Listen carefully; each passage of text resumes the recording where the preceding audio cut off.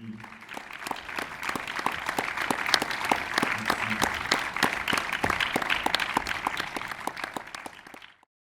le souvenir le plus fort de ce tournage, de ce film, Olivier?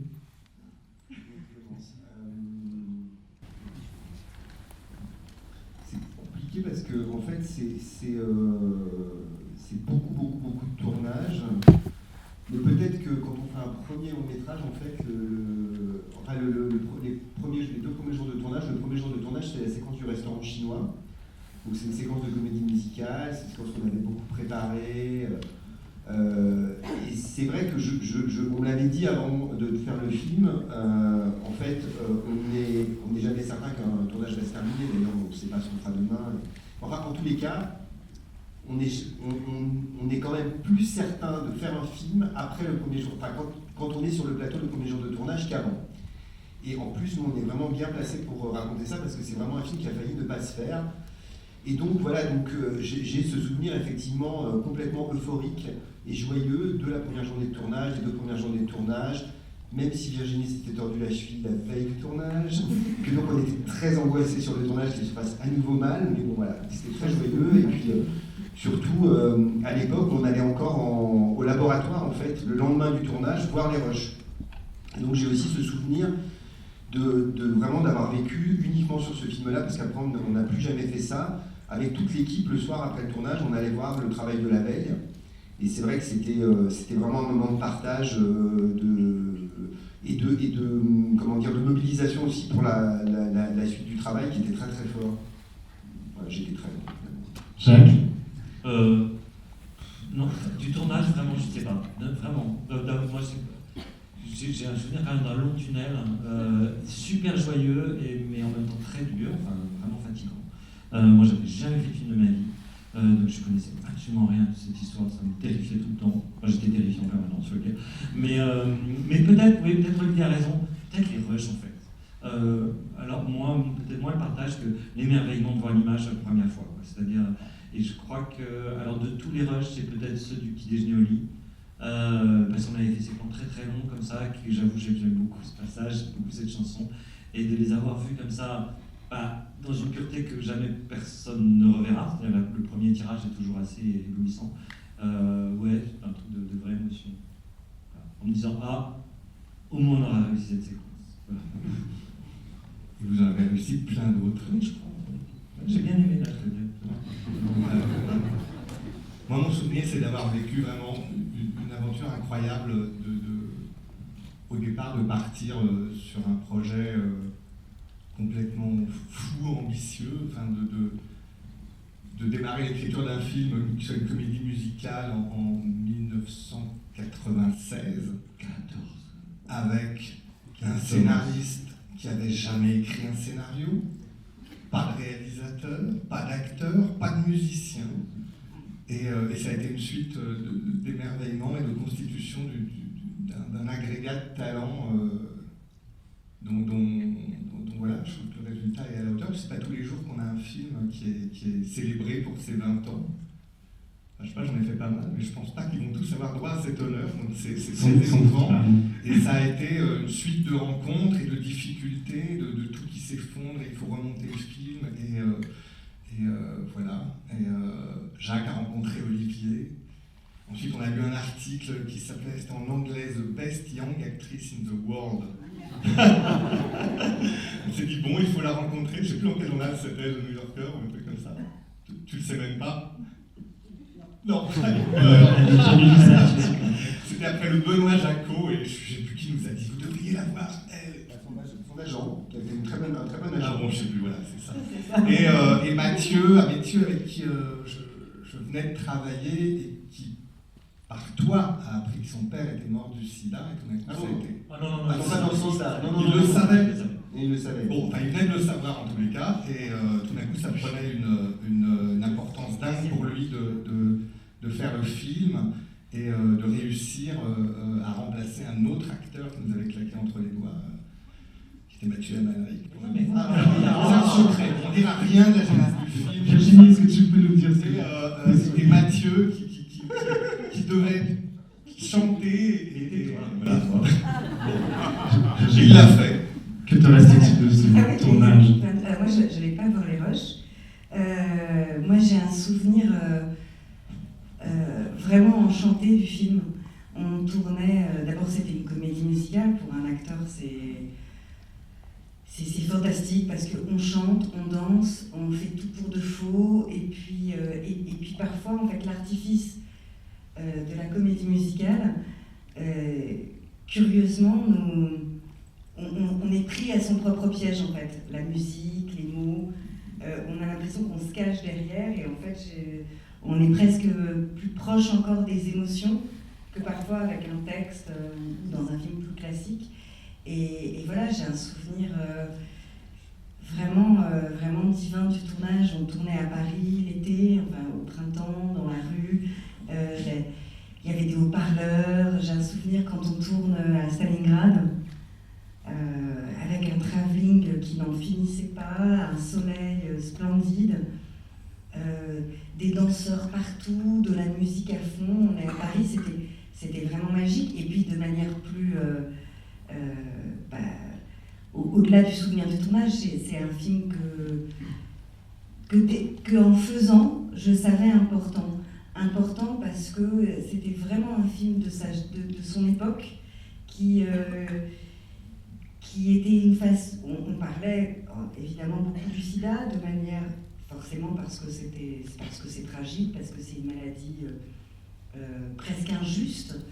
Et de pouvoir faire un film aussi romantique, aussi qui parlait plus de la vie, de l'amour, donc de la vie, que de la mort, c'était très très rare, et c'était je crois un des rares films sur ce sujet qui a été abordé de cette manière-là, et on ne perd non seulement jamais le sujet, mais on est en complète et, à mon sens, empathie avec ces personnages. Donc pour moi, c'est ça, Jeanne Garçon formidable, le souvenir premier.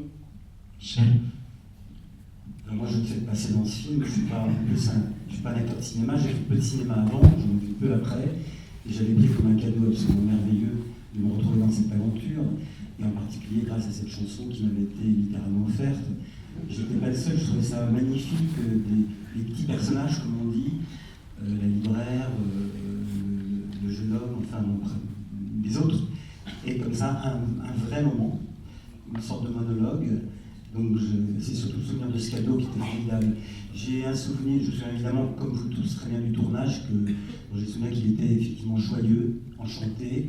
Je me souviens aussi n'avoir eu aucun stress au moment du tournage de la chanson. Je me souviens d'avoir été extrêmement tranquille et parfaitement sûr d'eux et sûr de moi. Mais je me souviens très bien aussi des séances d'enregistrement au studio. Je trouve ça merveilleux de faire une chanson et de demander comme ça aux acteurs de la chanter, jouer. Oui, c'est un souvenir pas si lointain. Je me souviens très bien du film. Je n'ai pas voulu le revoir ce soir, mais je me souviens de tout du film, quoi, que j'aime beaucoup. Merci. Et vous alors? Et vous? Vos souvenirs de tournage? On va demander au public aussi. Est-ce qu'il y a des questions déjà dans la salle sur les réalisateurs? Pas de questions pour l'instant. Ce que j'avais envie de demander, c'était à Virginie quand même, parce que quand le film, le projet est né, vous avez déjà eu un César, je crois, pour L'eau froide. J'en ai jamais eu de César. Mais j'ai été nominée plein de fois, mais je ne l'ai jamais eu. Pour L'eau froide? On te le donne ce soir.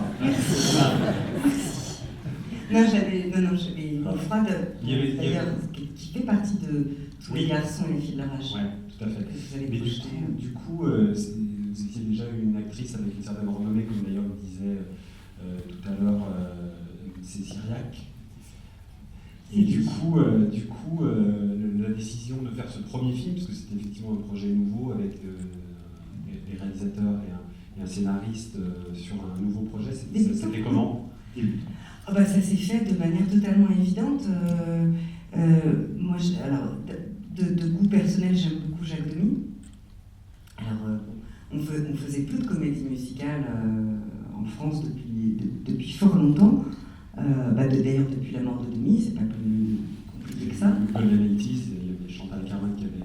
Ah oui, C'était très longtemps avant, C'était même avant la mort de Jacques. C'était avant... ouais, c'était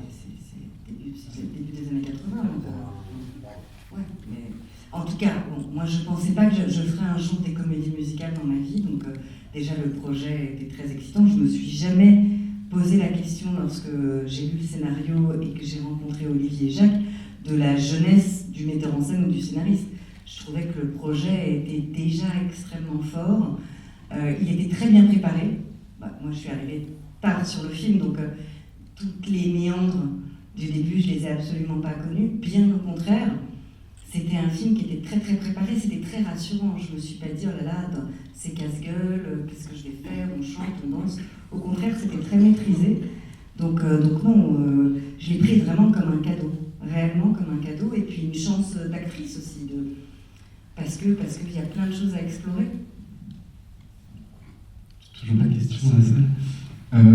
Juste peut-être le temps qu'on amène le micro, peut-être éclaircir un point, Virginie, parce qu'on en parlait tout à l'heure, c'est qu'en fait, tu es la seule à ne pas vraiment chanter dans le film, tu as été doublée. Est-ce que tu peux nous expliquer pourquoi? Parce que je suis arrivée tard sur le projet, parce qu'au départ, le projet avait été écrit et pensé pour une autre comédienne qui n'avait pas évidemment la même voix. Donc la musique avait été adaptée pour elle, on avait des tessitures très très différentes, j'ai la voix très grave, elle avait une voix beaucoup plus aiguë, et puis on avait très peu de temps. Et la musique avait déjà été enregistrée. La musique avait déjà été enregistrée, donc on avait d'abord très peu de temps, puis je ne suis pas chanteuse non plus par ailleurs, et je pense que si on avait eu plus de temps, Cyriac, on aurait pu le faire, mais il y avait aussi toute la danse. Le travail de danse qu'il fallait faire, et donc très, très concrètement il y avait trop de chansons, mais je suis la seule parce qu'en revanche tous les autres comédiens chantent eux-mêmes. Tu chantes quelques phrases. Oui, je chante quelques phrases sur la chanson du cerveau, Ouais. effectivement, mais très, très mini, mais c'est une femme qui s'appelle Élise Caron qui m'a doublée, qui est une chanteuse de jazz et de blues absolument étonnante. Et je la remercie chaque jour parce que, par ailleurs, je ne crois pas que j'aurais pu faire aussi bien qu'elle. Question dans la salle. Oui, juste, dans votre dernier film, Théo Hugo dans le même bateau, la fin, elle se termine bien, en fait, il y a une bonne fin. Et en fait, là, le film, il a été fait en 98, parce que, du coup, c'est un moment un peu charnier, parce qu'il n'y a pas de... Il y a les traitements qui commencent à arriver, il y a de la prévention il y a de plus en plus de prévention. Alors du coup, pourquoi avoir décidé de cette fin-là et pourquoi est-ce que Olivier, du coup, disparaît comme ça Oui, c'est ça, je peux répondre assez facilement. Parce que oui, le film est tourné en 97, le scénario a été conçu et écrit en 93-94, c'est-à-dire vraiment, effectivement, à la fin du grand pic épidémique, mais à un moment où vraiment on avait... les trithérapie, on n'était pas sûr que ça allait marcher, on ne savait même pas encore que ça existait au moment où j'ai pensé le scénario. Alors après, produire un film, ça se fait pas en 6 mois. Donc c'est vrai que quand on est arrivé au moment du tournage, donc on l'a tourné pendant l'été, on devait le tourner au printemps 97, on s'est posé la question. On s'est dit, est-ce qu'on doit, alors que les trithérapies sont arrivés sur le marché, qu'il y a un nouvel espoir pour les séropositifs, continuer à faire ce film qui est un film triste et qui va renvoyer... Ouais, allez, les séronèques, je m'en fous, mais au séropositif, une image qui est un peu angoissante pour la maladie. Et puis on s'est dit, si, faisons-le, parce que ce film, c'était vraiment, enfin, vous voyez, c'est très clair, hein, c'est quand même un hommage très lourdement appuyé à tous les morts du sida des années 90, et fin des années 80. Et on s'est dit, bon, non, il faut le faire, faisons-le comme ça, les gens n'ont pas encore assez pleuré sur cette histoire, on va essayer de faire pleurer les gens. Et on va terminer un chapitre. Voilà.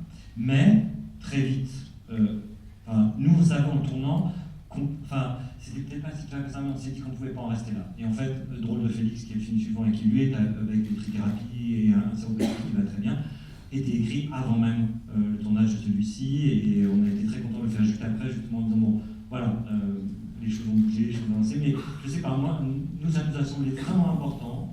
Mais c'est aussi nous, enfin, pour notre histoire personnelle, c'est bon, tout le monde a vu 120 battements par minute, parce que avec le film, en fait, il a été écrit à l'époque où se situe la fiction du film de Robin. Ça me semblait important de porter ce souvenir, en fait, des morts. Et effectivement, pourquoi faire disparaître Olivier? Bon, c'est deux choses. Un, parce qu'à l'époque, il était pour nous hors de question de représenter le corps malade, parce qu'on ne savait pas comment faire, et que ça nous semblait toujours très faux. Les deux, ça correspond quand même à un état épidémique. Ceux qui sont plus âgés s'en souviennent. Vraiment, là, effectivement, juste avant l'arrivée de trithérapie, il y avait toutes sortes de traitements qui permettaient en fait aux gens de vivre en bonne santé assez longtemps. Mais en fait, en général, après, c'était assez terrible. Enfin, c'était ce souvenir-là que je voulais en fait que les gens ressentent dans le film. On les voyait, voilà, et puis un jour, puis on les voyait pas. C'était des gens qui n'étaient pas forcément très proches. Avec Top, c'était souvent comme ça, on les connaissait. Et puis un mois après, on apprenait qu'ils étaient morts. Alors que quand on les avait vus la dernière fois, bon, ils n'étaient pas radieux, hein, parce qu'on était séropositifs depuis un certain nombre d'années, ils n'étaient pas radieux, mais ils n'étaient pas mourants d'apparence, ce qui était le cas 7 ou 8 ans avant, où on voyait vraiment la dégradation. Ça se passait très très vite, et c'était très courant, effectivement, que les malades, que les gens qui étaient atteints décident de disparaître, en fait, de se mettre en retrait, souvent d'aller dans leur famille, enfin voilà. C'était assez douloureux aussi pour les gens comme nous, de découvrir qu'ils s'étaient éloignés. Donc c'était un peu ça que je voulais raconter, et puis voilà. Et puis cette brutalité, surtout de l'annonce de la mort, c'était toujours un truc insupportable. C'est vrai que quand vous avez le film de Robin, pour comprendre aussi. Dans le film de Robin, il y a ça, le moment où ils annoncent en âgé que quelqu'un est mort, etc. C'était ça avant RH, c'était ce qu'on vivait tout le temps. C'était ça qu'on a. Je pense qu'au moment où tu écrivais, il n'y avait pas une once de doute sur le fait que tu avais envie de faire un drame et d'utiliser tous les ressorts de la dramaturgie que tu connaissais très bien, et ceux de la musique et ceux de l'émotion pour envoyer le spectateur dans des souffrances que tu avais toi-même connues. Après, mais c'est parce que c'est un sentiment que j'ai eu aujourd'hui très fort, parce que moi, je n'avais pas vu le film depuis très longtemps. J'étais très en colère et très triste quand je l'ai écrit, en 1993-1994. Et donc, en fait, aujourd'hui, j'étais très surpris de voir à quel point le film était joyeux. Alors que cette voix, bon, ça fait partie aussi, ça faisait partie de moi, c'est sûr, et de tout acteur, tout ça, c'était vraiment un mouvement extrêmement joyeux, on était très très joyeux. Et en fait, j'ai été frappé aujourd'hui, je me suis dit, waouh, c'est très joyeux en fait, qui n'était pas en. J'avais 20 ans. Non, mais moi je voulais juste faire une toute petite réponse, plus sur le registre du genre, de la comédie musicale, de l'hommage à Denis, parce que même si tout ce que Jacques a dit, effectivement, on en avait plus ou moins conscience, mais peut-être qu'on n'était pas d'ailleurs, que c'est pas nécessairement des choses dont on parlait beaucoup. Je pense qu'on parlait plus de cinéma entre nous, de comment on voulait faire le film, de quelle apparence on voulait qu'il ait, quelle énergie on voulait qu'il dégage. Mais même quand, au moment du tournage du film, apparaissent les trithérapies, pour nous c'était hors de question que le film ne pouvait pas exister avec un happy end. C'est-à-dire qu'il y avait quelque chose par rapport au mélodrame, par rapport à l'univers de Denis, par rapport à la partie de l'univers de Denis à laquelle on avait le plus envie de rendre hommage, qui nécessitait absolument que le film se termine mal. Et voilà. Donc en fait, voilà. Et après, effectivement, je crois que le fait qu'on avait déjà en tête Drôle de Félix et d'essayer de traiter de façon plus contemporaine des choses qu'on était en train de vivre, idéalement, voilà, à la suite. Enfin, en plus, dans une sorte d'inconscience de jeune réalisateur qui pense que maintenant qu'il a fait un premier film et qu'il a déjà un deuxième scénario, il fera son deuxième film sans problème. Voilà, ça participait aussi, je pense, de ce volontarisme du drame. Joyeux, question. Bonsoir. Je voulais revenir une dernière fois peut-être sur la question de Jacques Demy en fait, parce que à l'époque où vous faites le film, officiellement il est mort d'un cancer. Agnès Varda révèle à la fin des années 2000 que c'est du sida qu'il est mort, même si c'était entre guillemets un secret de polichinelle. Donc quand vous faites ce film, cet hommage super appuyé à une chambre en ville, au parapluie de Cherbourg, avec son fils dans le rôle principal, et que son fils apparemment savait lui que son père était mort du sida, est-ce que c'est pas une façon cachée de dire aux gens bah non, Jacques il est mort de ça, enfin, comment ça s'est passé même par rapport à Agnès en fait Oui, alors ce qui était très étrange, c'est que moi j'ai connu Jacques Demy, j'étais assistant monteur sur son dernier film 3 places pour le 26, donc pendant le montage de 3 places, Jacques était malade, je ne savais pas qu'il était malade du sida. Quand un jour j'ai dit à Sabine Mamou, la monteuse du film, un peu après la fin du montage, parce que Jacques avait il avait été malade pendant le montage, mais il était plus malade, elle m'a dit, mais genre, tu es gay, tu ne te rends pas compte qu'il est mort du sida et qu'il est malade du sida. Bah non, c'était pas évident pour moi, surtout que bon, je savais que Denis était gay, mais enfin c'est vrai que je ne m'étais pas raconté cette histoire-là.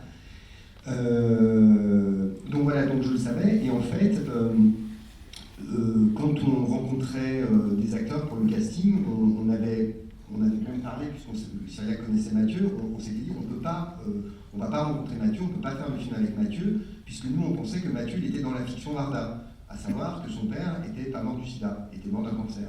Et en fait, quand Mathieu a su que c'était la raison pour laquelle on ne le rencontrait pas, il a dit qu'il voulait nous rencontrer. Donc là, on a pris un café ensemble. Et pas la première chose, mais assez rapidement, au café, il nous a dit voilà, en fait, je voulais vraiment vous rencontrer parce que je sais depuis, mais il le savait depuis quelques mois. Agnès m'a raconté il y a quelques mois que Jacques était mort du sida, que Jacques était gay, ce qu'au fond j'ai toujours su, mais que je n'avais jamais vraiment voulu regarder en face. Et donc là, on s'est dit bon bah. Personne ne le saura, mais nous, entre nous, les choses sont claires, on n'en parlera pas nécessairement, mais on pourra faire le film avec une grande honnêteté vis-à-vis parce qu'on ne l'aurait jamais fait autrement. Mathieu voulait absolument oui, ce personnage. Non, bien sûr. C'est ça aussi, c'est-à-dire qu'il avait... Moi j'étais amie avec Mathieu, on se connaissait bien avant l'âge d'Agnès, et pour lui, il était impossible qu'il ne fasse pas partie de ce film. Donc c'était pas une façon de déflorer la mort de Jacques, dans la mesure où sa femme et son enfant étaient parfaitement au courant, et je crois que son fils était aussi une façon de se réapproprier justement l'histoire de son père, qui pour des raisons plus ou moins évidentes, on lui avait caché. Il y avait vraiment la volonté de Mathieu de jouer ce personnage.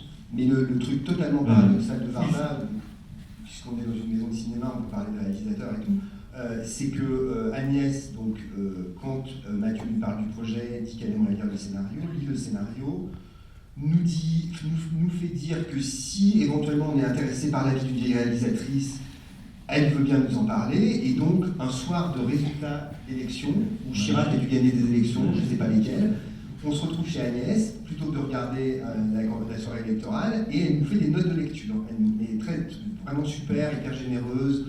À la fois, elle nous dit ce qu'elle aime dans le scénario, les choses qu'elle comprend moins, qu'elle trouve plus fragiles. De temps en temps, elle nous donne juste des indications de attention, ça c'est super, mais il ne faudra pas le rater en mise en scène. Alors après, moi, sur le tournage, je me disais, Agnès, elle dit qu'il ne fallait pas rater. Et donc, il n'y avait pas de problème, c'était très clair. Elle est venue sur le tournage, donc on savait qu'elle viendrait un jour, et puis on avait un peu le trac quand même.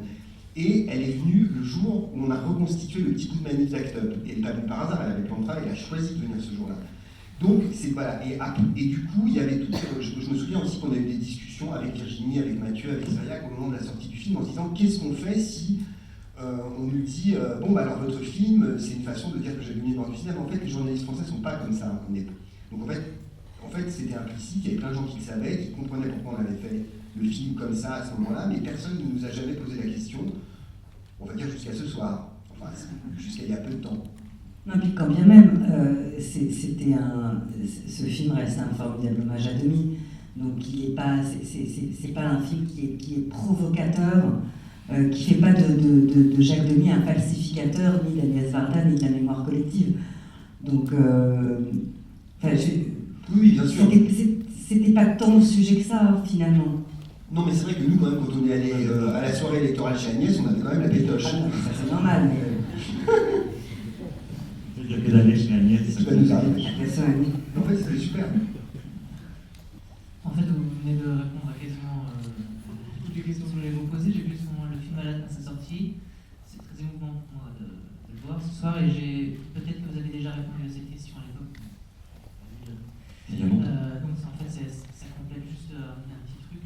La scène du petit déjeuner au lit, le petit passage sur l'échange du petit déjeuner lui-même, en fait, est-ce que c'est une façon, je me suis toujours demandé si c'est une façon de se moquer des gens qui se moquent des chansons de Jacques Demy, justement